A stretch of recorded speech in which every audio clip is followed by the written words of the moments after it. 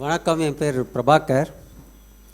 நான் ஆக்சுவலாக 2 வருஷமாக இப்போ ஒர்க் பண்ணிகிட்ருக்கேன். பட் 8 இயர்ஸ் வந்து பெங்களூரில் அக்கு ஹீலராக இருந்தேன்.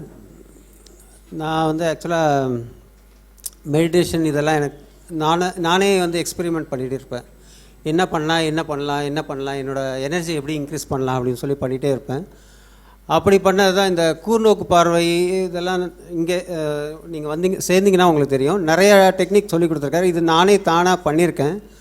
ஆனால் எனக்குள்ளே ஒரு டவுட் வரும், இது பண்ணலாமா பண்ணக்கூடாதா, ஏதாவது ப்ராப்ளம் வருமா வராதா, சைடு எஃபெக்ட் இருக்கா இல்லையா, சரியாகுமா ஆகாதா, எல்லாம் நிறைய டவுட் இருந்துச்சு. அப்போ யோசிச்சுட்டே இருப்பேன், எனக்கு யாராவது ஒரு கரெக்டான குரு கிடைக்கணும் யோசித்தேன். அப்போது கிடைக்கல. நான் அதுக்கப்புறம் அந்த குவிட் பண்ணிட்டேன். அந்த அக்குபஞ்சர்லேருந்து வெளியில் வந்து ஒரு கம்பெனியில் ஒர்க் பண்ண ஆரம்பிச்சிட்டேன். இப்போ திடீர்னு மாஸ்டரை பார்த்தோன்னே அப்பாடா குரு கிடச்சிட்டாரு அப்படின்னு.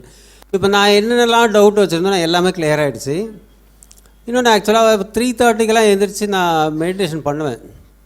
ஒரு 3 மந்த்தாக நான் பண்ணுறேன் கண்டினியூஸாக பண்ணுறேன் அப்படின்னா சப்கான்ஷியஸ் மைண்டுக்கு நான் ஒரு 6 to 7 டைம்ஸ் நான் உள்ளே போவேன். தானாக சப்கான்ஷியஸ் மைண்டுக்குள்ளே போயிட்டு திருப்பி வர முடியும்.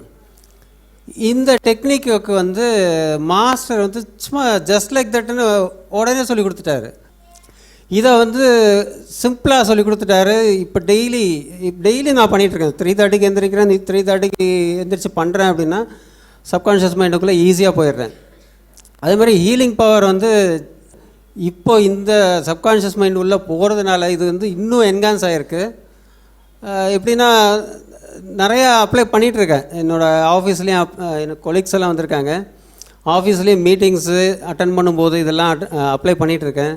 சிம்பிளாக சொல்லணுன்னா நான் வந்து ஸ்ரீபெரும்புத்தூர் இருங்காட்டுக்கோட்டை திருமழிசை வீடு ஹைவே 6:30 7 o'clock நான் கிளம்புறேன் அப்படின்னா ஃபுல் டிராஃபிக் ஜாமில் இருக்கும். நான் டிராஃபிக் ஜாம் பார்த்தோன்னே நான் கட்டளை போட்டுருவேன். நான் பாட்டுக்கு போயிட்டே இருக்கேன், எனக்கு டிராஃபிக் ஜாம் இல்லாமல் கிளியராக போயிட்டே இருக்க ரோடு அப்படின்னு சொல்லி போடுவேன்.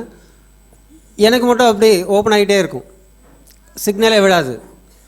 நேராக கிளியராக வந்துகிட்டே இருப்பேன், ரீச் ஆகிடுவேன். இப்போ நான் யூஸ் பண்ண ஆரம்பிச்சிட்ருக்கேன். அதான் என் ஒய்ஃப் சொன்னாங்க, இல்லை கேன்சர் பேஷண்ட்டுக்கு நான் ட்ரீட்மெண்ட் கொடுத்துட்ருக்கேன். ஒரு 1 month இருக்குன்னு நினைக்கிறேன். இப்போ வந்து 12 சென்டிமீட்டர்லேருந்து 6 சென்டிமீட்டருக்கு குறைஞ்சிருச்சு. அவனுக்கு பெயின் இல்லை. ஃபஸ்ட்டு என்ன சொன்னேன்னா, இப்போ தான் முந்தானேத்து கேட்டேன், எப்படி இருக்குது, ஃபஸ்ட்டு எப்படி இருந்துச்சு இப்போ எப்படி இருக்குன்னா, ஃபுல்லாக வீக்கம் இருக்கும். இப்போ வீக்கமே இல்லை, ஒரே ஒரு இடத்துல மட்டும் இருக்குது. அதே மாதிரி கால் ஸ்ட்ரெச் பண்ண முடியாது. இப்போ கால் ஸ்ட்ரெச் பண்ணுறேன், எல்லாமே பண்ணுறேன், அது எனக்கு எதுவும் ஃபீல் தெரியவே இல்லை.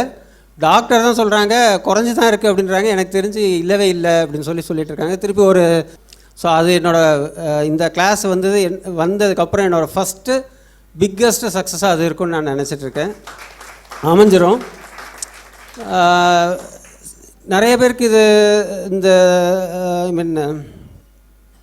சப்கான்ஷியஸ் மைண்ட், கான்ஷியஸ் மைண்ட் இதை பற்றிலாம் சில பேருக்கு தெரிஞ்சிருக்காது. தெரியாமல் இருக்கிறதே நல்லது. பிளாங்காக வாங்க, மாஸ்டர் என்ன கொடுக்குறாரோ அதை கம்ப்ளீட்டாக 100% எடுங்க, 100% சக்ஸஸ் வரும். Thanks for joining this meeting. வாழ்க நலமுடன். ராஜயோகத்தில் வாழ்க நலமுடன்.